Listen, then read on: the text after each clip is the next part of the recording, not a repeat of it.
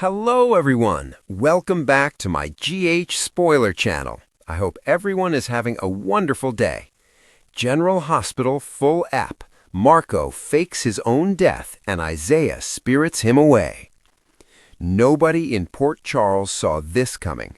One man plays dead, another vanishes him into thin air, and the fallout will leave the entire town shattered for weeks to come. Sunday's jaw-dropping episode of General Hospital wasted absolutely zero time before detonating the kind of bomb that longtime fans live for. Within the first 5 minutes, the city of Port Charles was already on fire, and by the final credits, not a single character was left standing on solid ground.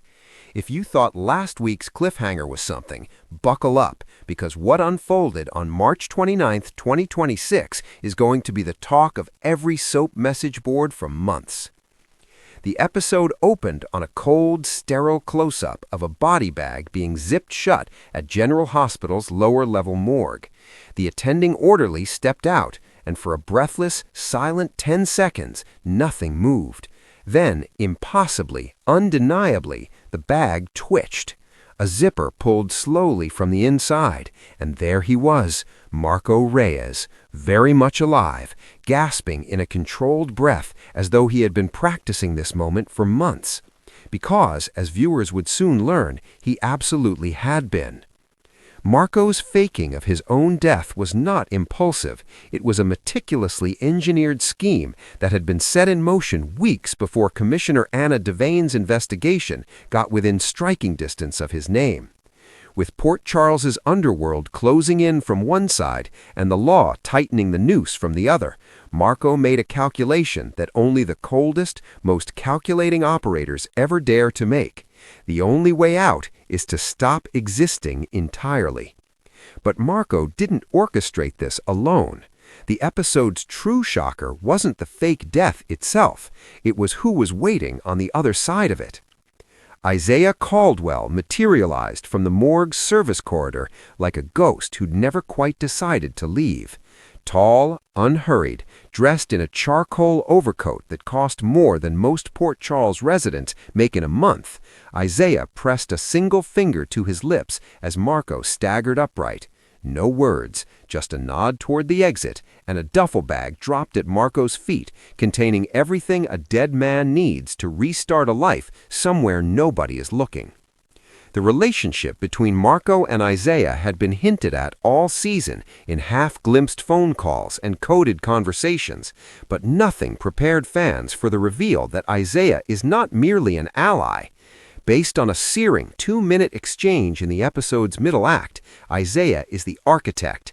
He's the one who first planted the idea of the staged death, the one who greased the palms of a certain hospital administrator to make the paperwork disappear, and the one who already has a destination in mind.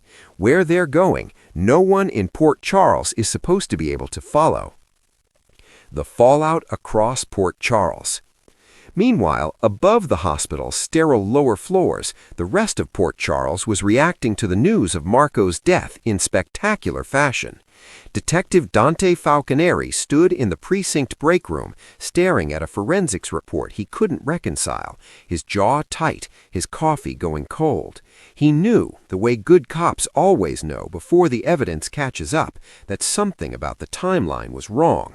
The body had been identified too quickly, the dental records processed too cleanly, the whole thing filed with an efficiency that Port Charles PD almost never manages on its best day.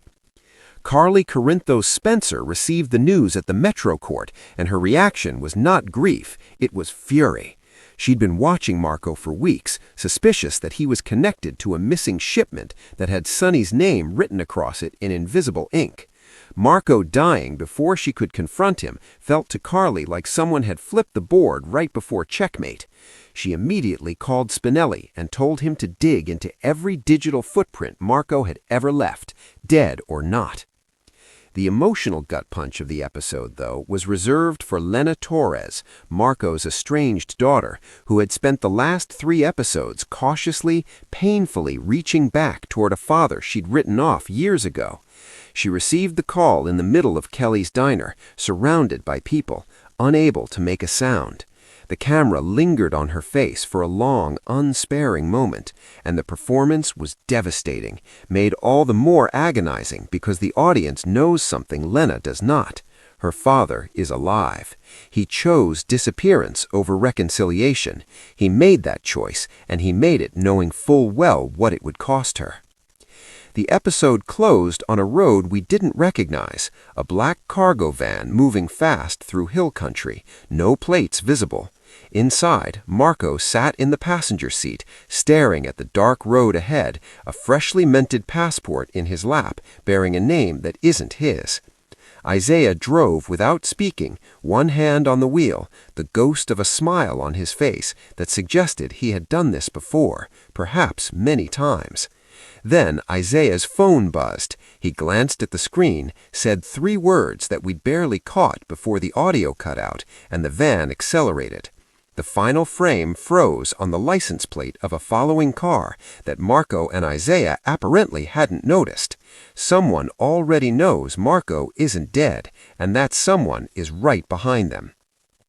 Monday's previews confirmed that Dante will request an emergency exhumation order, but insiders are already hinting that by the time the coffin is opened, what's inside will raise far more questions than it answers.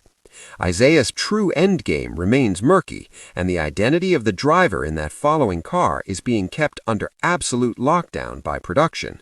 All we know for certain is this: nobody stays dead in Port Charles, and sometimes the most dangerous thing a person can do is let everyone believe they already have. Sunday's episode was a masterclass in slow-burn tension, finally delivered at full speed. Do not miss a single episode this week. Port Charles is about to find out that the dead have very long memories.